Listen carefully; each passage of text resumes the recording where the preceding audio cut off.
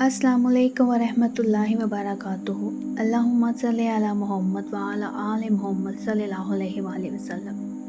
जब माँ ने दुरूद इब्राहिमी को अपना हथियार बनाया और बेटा कैद से रिहाई पा गया।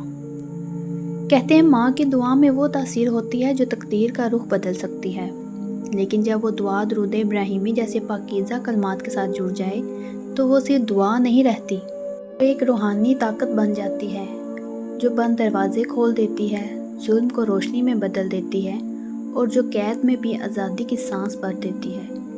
ये एक सच्चा मुशाहिदा है एक माँ का, जिसने दुरूद इब्राहिमी को अपना सहारा बनाया और रब ने उसे वो दिखाया जो इंसान सोच भी ना सके। तो चलते हैं मुशाहिदे की तरफ।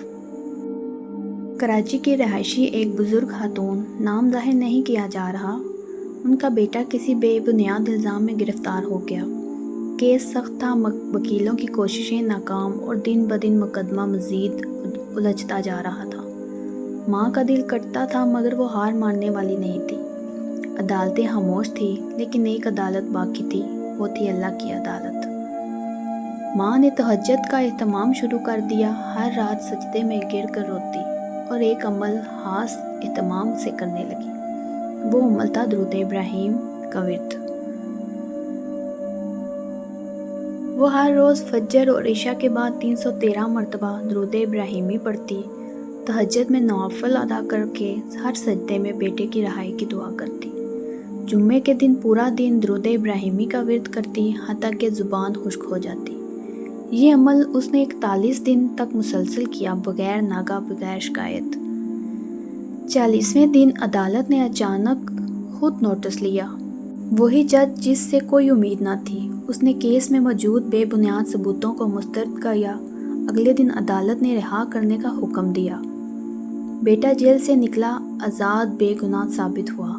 माँ की आंखों में आंसू थे मगर अब वो आंसू खुशी के थे। लोगों ने पूछा, क्या वकील बदल दिया था?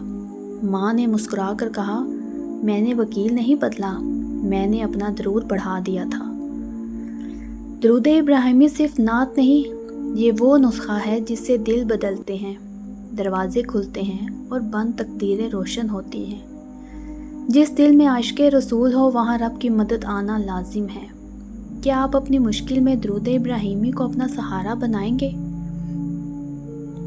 तो नाज़रीन, आप भी इसी तरह दुरूद इब्राहिमी को अपनी ज़िंदगी का हिस्सा बना लें। रोज़ कम से कम 100 मरतबा तो ज़रूर पढ़ा करें।